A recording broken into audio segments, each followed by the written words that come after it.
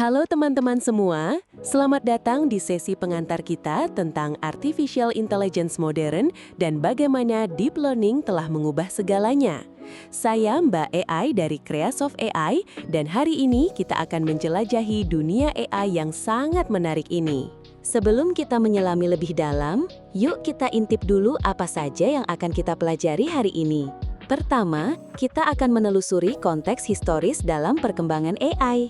Kedua, kita akan membedakan antara metode machine learning tradisional dengan teknik deep learning yang kini jadi sorotan. Ketiga, kita akan memahami konsep-konsep fundamental dalam deep learning seperti neural network, layer, activation function, dan parameter. Kemudian, kita akan mengenali pentingnya model berukuran besar dan tahap pre-training dalam perkembangan AI modern. Lalu, kita akan mendapatkan gambaran umum terkait arsitektur transformer dan generative AI yang lagi naik daun.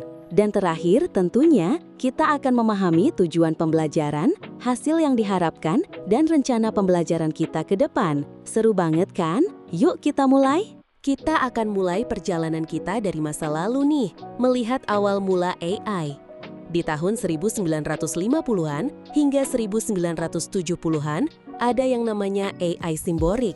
Fokus utamanya adalah pada logika, aturan yang eksplisit, dan bagaimana merepresentasikan pengetahuan secara jelas. Awalnya, pendekatan ini cukup berhasil loh, misalnya dalam memainkan permainan catur atau pembuktian teorema.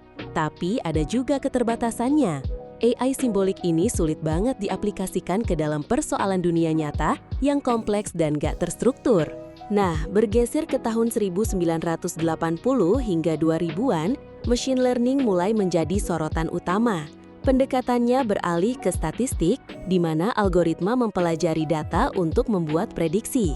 Di era ini, ada satu konsep penting yang disebut feature engineering. Ini adalah proses manual untuk menyusun fitur data yang relevan dari data mentah. Jadi, manusia yang menentukan fitur-fitur pentingnya. Beberapa algoritma populer saat itu termasuk decision trees, support vector machines, SVMs, dan logistic regression. Nah, ini dia bagian yang paling seru dan bisa dibilang momen kunci. Revolusi deep learning yang dimulai dari tahun 2000-an hingga sekarang. Inti dari deep learning adalah neural networks dengan banyak layer. Apa bedanya? Kalau sebelumnya feature engineering dilakukan secara manual, di deep learning, proses feature learning ini bisa dilakukan secara otomatis oleh modelnya sendiri. Ada satu momen penting di tahun 2012, yaitu kemenangan AlexNet dalam kompetisi ImageNet untuk klasifikasi gambar. Ini menjadi terobosan besar dan memicu semangat baru di bidang AI. Lalu apa sih pendorong utama revolusi ini? Tentunya peningkatan jumlah data yang tersedia. Kita punya big data sekarang. GPU yang semakin powerful bisa melakukan komputasi paralel dengan cepat dan algoritma yang semakin canggih. Ketiga faktor ini bersinergi membuat deep learning bisa terbang tinggi. Jadi, perubahan besar apa sih yang dibawa oleh deep learning? Kalau tadi kita bahas feature engineering di ML tradisional yang manual, butuh keahlian spesifik dan memakan waktu, di deep learning kita punya konsep yang namanya representation learning. Deep learning ini punya kemampuan untuk melakukan feature learning secara otomatis dari data mentah melalui banyak representasi layer. Jadi, modelnya sendiri yang belajar fitur-fitur penting dari data, nggak perlu disuapi secara manual lagi. Ini adalah pergeseran paradigma yang sangat signifikan. Lalu, apa sih kekuatan utama dari representation learning ini? Model deep learning bisa mempelajari fitur secara hierarkis. Bayangkan sebuah piramida. Di layer awal, model akan mempelajari fitur data yang sederhana, seperti tepian gambar, garis, atau tekstur. Kemudian, di layer-layer yang lebih dalam atau lebih akhir, model akan mempelajari fitur data yang lebih abstrak dan kompleks, misalnya seperti bentuk wajah atau objek benda secara keseluruhan. Dengan kata lain, model deep learning ini bisa mempelajari cara merepresentasikan data dalam bentuk yang paling berguna untuk berbagai tugas yang berbeda. Ini sangat powerful. Kok deep learning bisa sehebat ini? Ada dua pemicu revolusi yang sangat krusial, data dan kekuatan komputasi, compute power. Pertama, big data. Deep learning itu rakus data. Semakin banyak data yang tersedia, semakin baik modelnya bisa belajar. Kedua, computational power, khususnya GPU. GPU ini memberikan kekuatan parallel processing yang sangat dibutuhkan untuk melatih model deep learning yang besar. Kedua hal ini punya relasi simbiosis teman-teman.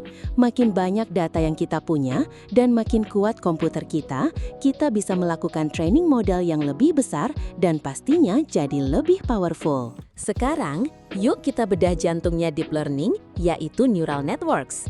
Inspirasi utama dari neural networks ini sebenarnya adalah dari otak kita, yaitu neural biologis. Secara sederhana, struktur neural network itu terdiri dari 3 jenis layer utama. Ada input layer yang bertugas menerima data masukan. Kemudian, ada hidden layers yang melakukan komputasi dan proses representation learning tadi. Dan terakhir, ada output layer yang akan mengeluarkan prediksi final atau hasil akhirnya. Di dalam neural network, ada banyak jenis layer ya. Salah satu yang paling dasar adalah fully connected layers, di mana setiap neuron di satu layer akan terkoneksi dengan semua neuron di layer sebelumnya. Selain itu, ada juga tipe layer lain yang lebih spesifik, misalnya convolutional layers atau CNNs yang sangat cocok untuk data gambar dan data spasial. Lalu ada juga recurrent layers atau RNNs yang didesain khusus untuk mengolah data sekuensial seperti teks atau deret waktu. Agar neural network kita nggak cuma belajar relasi yang lurus-lurus saja atau linear, kita butuh komponen penting yang namanya activation functions. Tujuannya adalah membuat neural networks mampu mempelajari relasi yang kompleks dan non-linear. Ada beberapa contoh activation function yang umum digunakan. Misalnya, ReLU atau Rectified Linear Unit yang akan mengeluarkan nilai yang sama jika inputnya positif dan 0 jika inputnya negatif. Lalu, ada sigmoid yang mengeluarkan nilai antara 0 dan 1, sering dipakai untuk masalah klasifikasi biner. Dan ada juga tan atau hyperbolic tangent yang mengeluarkan nilai antara -1 dan 1. Nah, ini nih komponen yang bikin model kita belajar, parameter. Ada 2 jenis parameter utama yang perlu kita tahu. Pertama adalah weights. Ini menunjukkan seberapa kuat koneksi antar neuron. Semakin besar weights-nya, semakin kuat pengaruh satu neuron terhadap neuron lainnya. Kedua adalah bias, sebuah nilai yang ditambahkan bersama weights sebelum masuk ke activation function. Tujuan utama dari proses pembelajaran, learning objective, adalah menyesuaikan parameter-parameter ini untuk meminimalkan perbedaan antara prediksi yang dihasilkan model dan nilai aktual dari data. Dalam tren perkembangan AI modern, ada satu pepatah yang cukup relevan, lebih besar, lebih baik. Sekarang, kita melihat munculnya model-model besar dengan jumlah parameter yang mencapai miliaran, bahkan triliunan. Kenapa harus model sebesar ini? Tujuannya adalah untuk meningkatkan kapasitas model agar mampu mempelajari pola yang jauh lebih kompleks dalam data. Dan tentunya, model yang lebih besar ini cenderung menunjukkan peningkatan performa yang signifikan dalam berbagai tugas, dari pemrosesan bahasa hingga pengenalan gambar. Selanjutnya, mari kita bahas sebuah konsep yang sangat powerful dan sering disebut jangan memulai dari nol, yaitu transfer learning. Konsepnya adalah kita memanfaatkan model yang sudah di-pre-train atau dilatih duluan menggunakan dataset yang sangat besar. Tujuannya untuk meningkatkan kemampuan model tersebut dalam tugas-tugas baru yang mungkin terkait tapi dengan data yang lebih sedikit.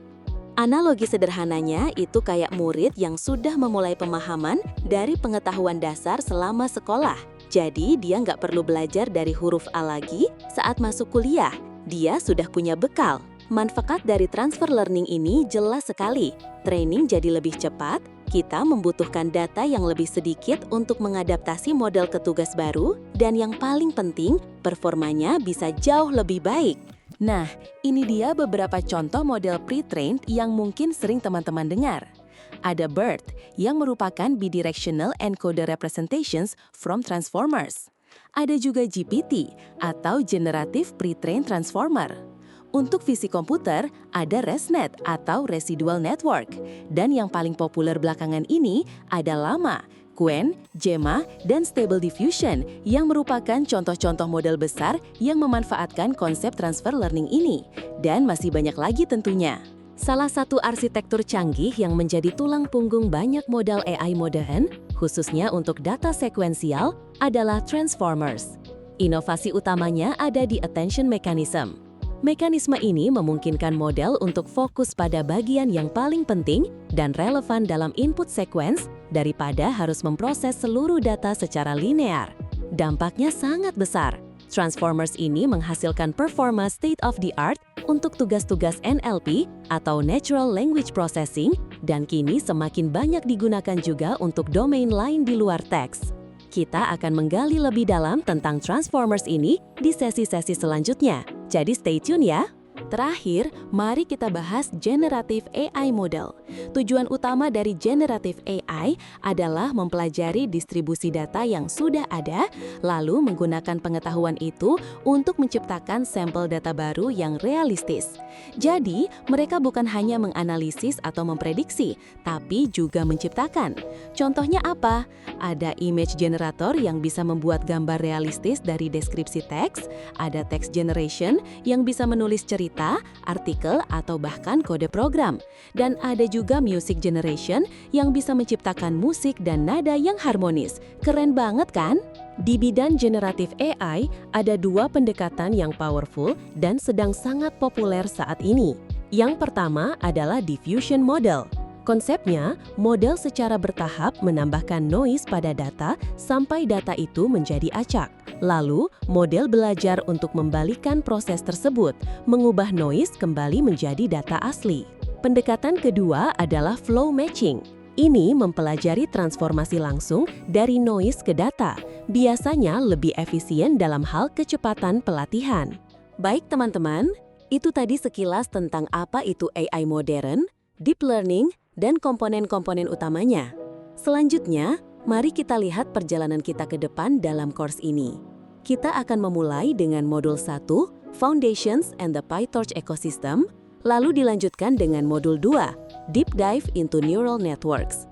Setelah itu, kita akan masuk ke modul 3, The Transformer Revolution, dan modul 4, Working with Hugging Face Transformers. Di tengah jalan, ada modul 5, Generative Models, The Landscape, lalu mendalami modul 6, Diffusion Models in Depth, dan modul 7, Flow Matching. Kita juga akan membahas modul 8, Advanced Statistics and Applications. Lalu, ada modul 9, Project Week, di mana teman-teman bisa mengaplikasikan semua yang dipelajari.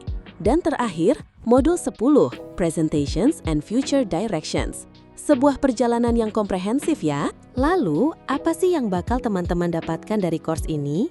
Pertama, teman-teman akan mendapatkan pemahaman teoritis yang kuat terkait perkembangan AI modern, termasuk transformer dan generative AI model.